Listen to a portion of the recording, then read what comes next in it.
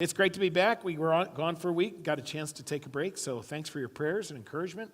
I'm grateful to Jonathan and Jared for leading and taking the charge on that. It's interesting, these three readings today. If you're new to the faith or new to the Bible, those may be pretty amazing, wonderful words that you hear. Creation, God's charge to humanity. But if you've been walking with Jesus or in your Bible, you know those verses and they're familiar to you. The creation account, let us make man in our image, and then let's entrust everything to him, all of creation, to male and female. Let's entrust it to them. And then the second one in Romans, a very persecuted church, nothing can separate you from the love of God in Christ. Here's the message, nothing. If God would not even spare his own son, but give him to you, for you, what won't he give you? And that's the second one. Just such a great passage. And then the third one, for God so loved the world, right? And Jesus, the setting is interesting because Nicodemus, and he's a teacher of the Jews. He's a leader, spiritual leader of the Jewish people. And Jesus says, how do you not know this? How did you not come to learn this as a child or from reading the Old Testament? How did you not learn this? God is doing this out of love, his love for the whole world. So you get and I love that. I'm not really this is bad because I'll offend my symphony people.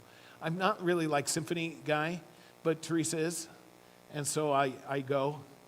But whenever Teresa says, hey, let's go to symphony, and I always go to Aaron Hayes or somebody, and I go, what are you playing? And then he knows me. He'll say, oh, you'll like it. It's the Star Wars theme or something like that, Or he'll go, it's from the Apocalypse Now movie. You'll recognize it. And he knows I'm a Bach and a Mozart guy, so if they're playing that, but if they're not playing any of that, and it's some name I've never, can't even pronounce, I take a deep breath and I love my wife and do that. Mostly. Sometimes I don't even do that. But anyway, it's interesting because I love that music I recognize. I love that I recognize. And you know what ties all three of those readings together? The generosity of God. It's the wonderful outpouring of God's gifts. I always like to remind people, you know why we do worship? Do you know why we do this? Gather here? God's given out gifts. God's given out gifts, and this is where we gather to receive them. Whether it's at the table or it's at the water, it's in the Word. We hear the forgiveness of sins. We hear God's promises. God's given out gifts. We always pray it's not a box you're checking off or it's an obligation that you're fulfilling or you got guilted into coming or something like that. But rather, this is where God's handing out gifts, and I want me some. And then we get to respond in thanksgiving. So that's kind of the theme of what we're doing here. We're going to talk about it for 3 weeks, about the generosity of God, how generous God is. And I got to read you a couple more. I read you, if you came in late, you didn't hear my other joke. Maybe these will be better. A man died and he went to heaven. He's at the pearly gates by St. Peter, who led him down the golden streets. They walk by mansion after beautiful mansion until they come to the end of the road where they stopped in front of a little shack. And that was this guy's. The man asked St. Peter why he got just a little shack when there were so many mansions where he'd be more comfortable. St. Peter said, I did the best with the money you sent me. Ooh. How about this one's better? I like this one. This is even better. A farmer lived alone in the Irish countryside with his pet dog that he loved dearly.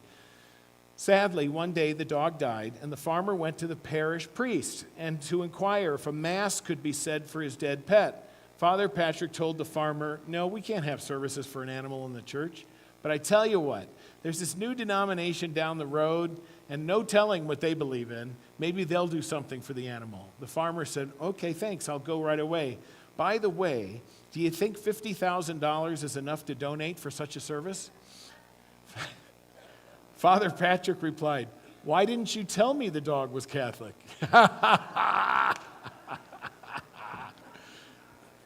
Oh, it's good. So my first career, I bartended for 7 years to make my way through school and all that, but I was a teacher, and I was a development guy at a Lutheran high school in Seattle. So like our Lutheran high, I recruited students and I raised money and stuff like that, and started when I was 25 years old. I didn't know nothing. But that was probably good because I was shameless. I just went around asking people for dough. And it was such a wonderful school, and we saw lives being transformed constantly, people coming to faith. It was so awesome. I was a 25-year-old saying, this is so awesome, you should give money to this. And so I was shameless, and I've never given up that approach. So I continue to remain that. But I don't talk about it a lot in church, because I find that it's one of those great, great criticisms of the church. Back in the 90s especially, and in the early 2000s, that was often right at the top of the list of criticisms of the institutional church. They're only after my money, which I always find it's the craziest thing. It cracks me up because I go, you think we're only after your money? We're after a whole lot more than that, right? We're after your heart, because that's what Jesus is after, right? That's what Jesus is. He doesn't need your money, but your heart, right? That kind of thing. So, but it's funny. So I did that, and I've done it for years, raised lots and lots of money, asked people to support things that I think God is blessing. And then I went to seminary, I got ordained, went to my first call. I was an assistant pastor, and the pastor who was my senior pastor hated to talk about money. He could never ask anyone to ask for money. So he said, okay, you got to talk about it. Okay, fine. So I get up and I preach this sermon. I've been there maybe 3 months, and people come out, and one of the first guys that comes out, he shakes my hand and he says, just so you know, we don't talk about that here. And I'm 34 years old, and I'm a much kinder, gentler human today. And I said, well, I guess we do now.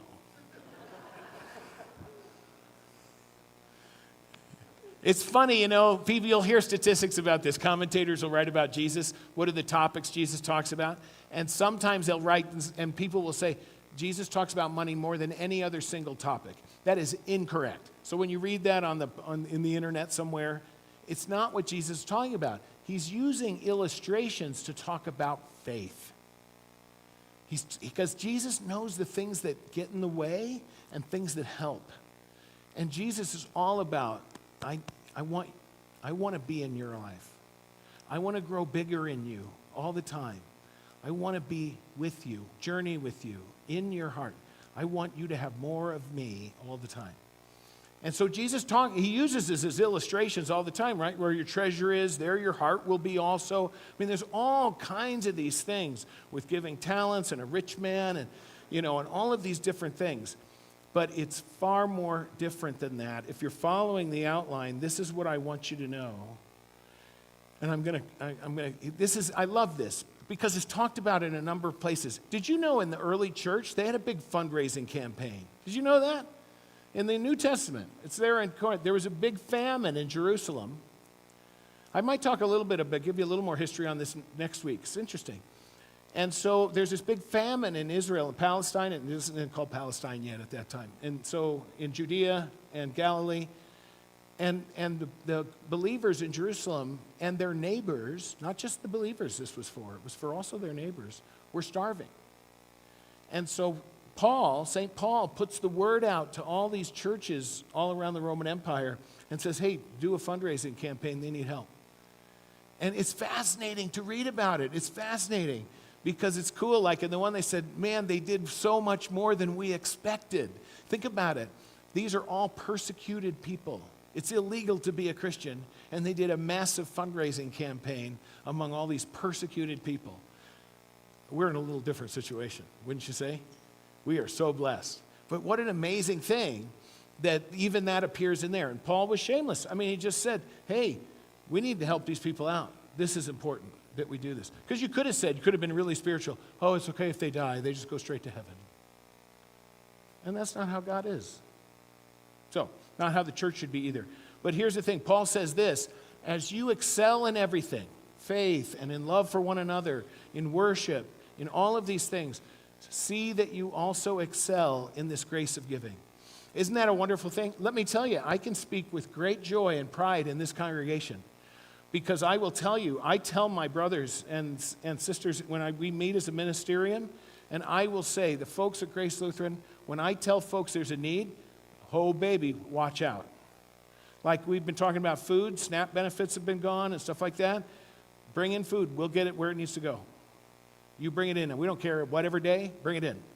And we'll just help out the food bank. And people have already been pouring in stuff like that. So it's amazing. When we are able to tell about what the need is, they excel in the grace of giving. I'm able to tell people that. And what I often find when I talk, when we are here, because we don't talk about our finance. We don't give you the budget and go through that. Here's my treasurer, our treasurer, Crystal. Oh, that was a good joke about the treasurer. Yeah, that was good. Sorry. But it's really good. Now I lost my train of thought completely. But it's wonderful for me to be able to say that this is a place that excels in giving when we know the need, especially when we know the need. So here's the thing. I want to give you 4 points on this because today I want to talk about the generosity of God. That's really what I'm talking about. Because number one, from first to last, giving is about growing faith in God. It's about growing faith. I asked you in the beginning, right?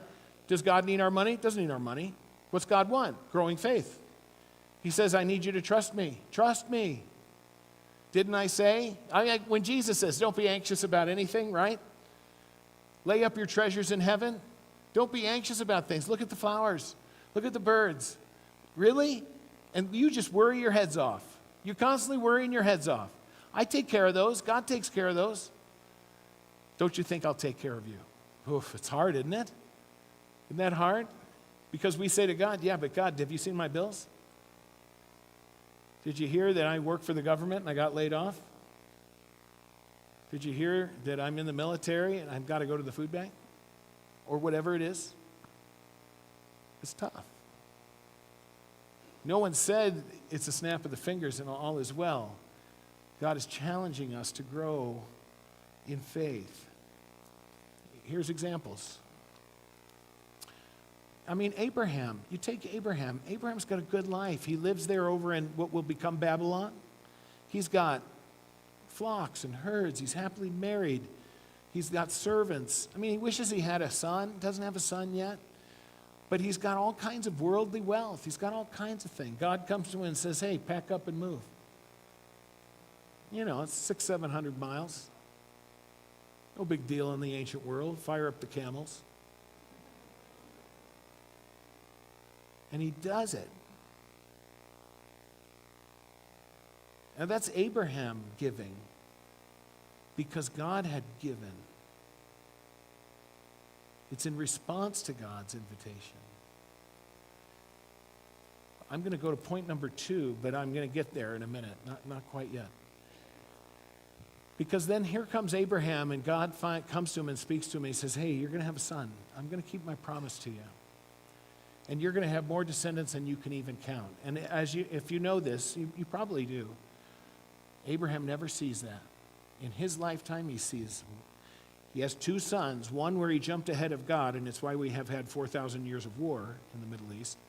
But he has one son, but then he has the son of promise, Isaac. He never sees that promise fulfilled in the way God described it. And then there's that weird story, and if you don't know this one, this is a hard story. He has one son given to him in his old age. He is old. And then God says to him, take your son. The language on this is really key, and for some of you it'll be really powerful. Take your son, your only son, whom you love, and sacrifice him to me. Make him a burnt offering. This is crazy.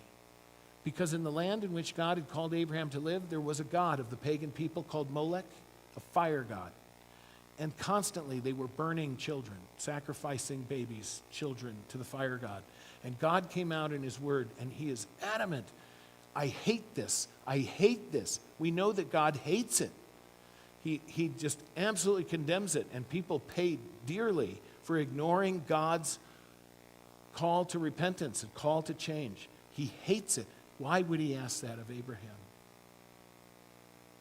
How could he ask that? And those of us that know Jesus Christ know exactly why. The author of Hebrews, so Abraham does it. He takes Isaac, he packs him up, and Isaac even says to him, hey, Dad, We got some wood. I got the fire. Where's the sacrifice?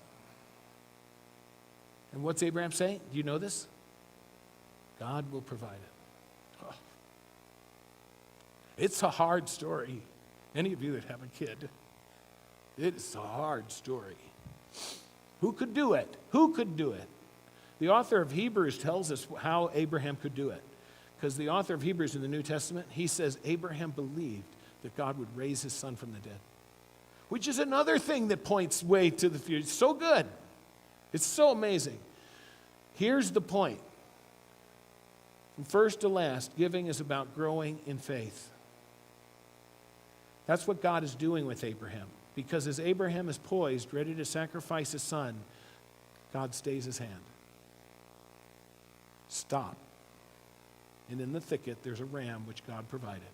God did provide the sacrifice. Then, and on a little hill outside of Jerusalem,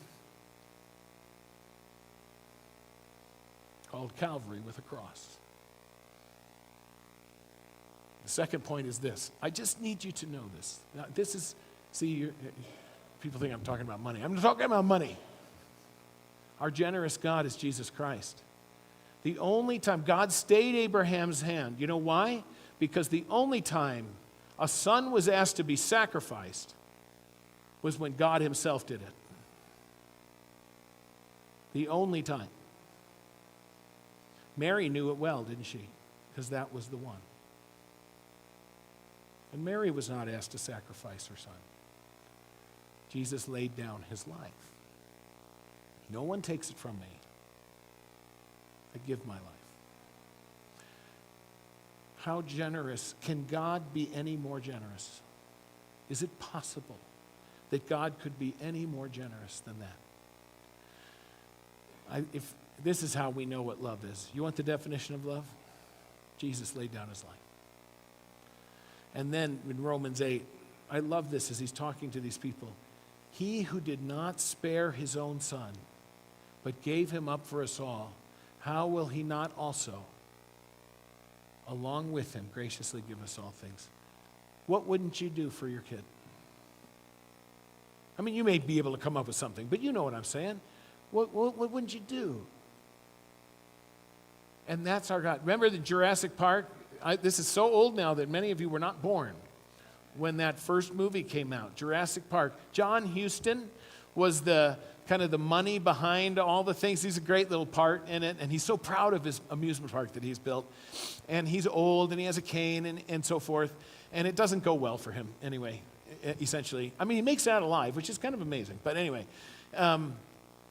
but as he's so proud of this park, this new amusement park, takes him to the lab, shows him the eggs, the DNA sequencing, shows him all the technology, all the security measures, shows him the animals. This is amazing. He's even proud of the gift shop and the restaurant, and so forth. And you know what he says all the way along? What does he say? Spared no expense. Spared no expense. I want you to know this, point number 3. Not just Jesus Christ, our generous God, all of creation. Now, this is God going around with you, with Adam and Eve. This is so good with Adam and Eve. Hey, let me show you the place. Let me show you. I spared no expense. Check this out. It reproduces after its own kind. Check this out. It gets better as it matures. Check this out. You're going to have flocks and herds. You're going to have babies, and you're going to fill the earth. Check it out. Could God get even more generous? He just did. He gave us all of creation into our care, all of creation. Now, you can fall off the road on two sides on this because we are called to be stewards. I spent a lot of years in Oregon, went to college there and everything, and the whole subculture there and so forth, and that I-5 corridor can be tricky. And in the rainforest, there's a whole group of people that would actually conduct funeral services for when a tree got cut down. Funeral service. I mean, I'm not kidding. They weren't making this up. You can get it on YouTube and watch them. And they're wailing and weeping and mourning and all of this. That's goofy. However, on the other hand, I've also flown over Oregon back in the 80s before certain laws were enacted in which you would weep as you flew over the forests and you would see a mile-wide swath of trees and the ecosystem and the erosion until they changed the law on that and changed how they managed the forests. You can rape and pillage, and you can worship the wrong thing. God calls us to be stewards, but he put that into our care. Now I'm going to give you a twist on this that I think is really important, because if you've been journeying with Jesus for a while, you know this to be the case, that God has given us creation. He wants us to steward it and take care of it well. We don't worship it. We don't ravish it. We care for it. Like, for example, have you seen the Ken Burns show, National Parks, America's Best Idea? Isn't that amazing? It is one of our best. I don't know that I agree with its best idea. It's cool. Like, I've just been in Yuma, Arizona. I was in San Diego. I was just in Portland, just in the last 3 days. Is that right? 3 days. I've been in all three of those places. And people, I had conversations. Where are you from? Idaho. Oh, Idaho. Yellowstone Park. And they would go, oh, we got to get there someday. And I'm like, you haven't been? How can you not? How is that possible? I said, you must do this. Like our dear friends down in Arizona, Vince and Tammy, pastor there, we have begged them, come, stay with us. We will drive you. We will tour you. And they keep saying, well, yeah, someday. I said, you don't get it. This is the fingerprint of God. There's a window there that has been preserved in which it's like God put his thumbprint and said, look at that, check that out. And we got them all over, don't we? Here's the coolest part. You know why God is so generous? Look at how generous, you may not think this is generous. He even entrusts the broken parts to us. You think Adam and Eve had a high and noble task to care for creation? You and I have been given a higher task than that, and that is to care for the broken parts. The broken parts are mostly people. The hurting. The invisible ones. The people who are discounted or who are wrestling with addiction, shame, embarrassment. People who wonder if God is still there. And if you have experienced the presence and the hope of God, think of what a gift you have to give. Not to lecture people, not to cliche them to death, but to be present with Christ's presence. To be present. The fingerprint of God into the broken parts. Last point. What then shall we do with these gifts? You know, I'm so blessed. I just love this too. And I don't want to embarrass families. We have so many neat, generous families. And it's fun when I will go to them and say, thank you for hosting this. Gosh, you've done it so many times. Or thank you for allowing us to use your home. Or thank you for lending this. And people just, it's amazing. And you know what they'll say to me? It's so good. Well, God blessed us. We get to bless someone else. What a heart, right? Isn't that what we long for in our hearts for that? That's the idea. What then shall we do? To be blessed, to be a blessing. You will be made rich in every way so that you can be generous. Our goal here is so that we can show the love of Christ into this community.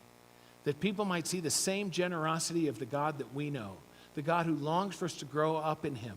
The God who has spared no expense, nothing, and given his only Son. That we might have eternal hope. Not just for today, but for forever.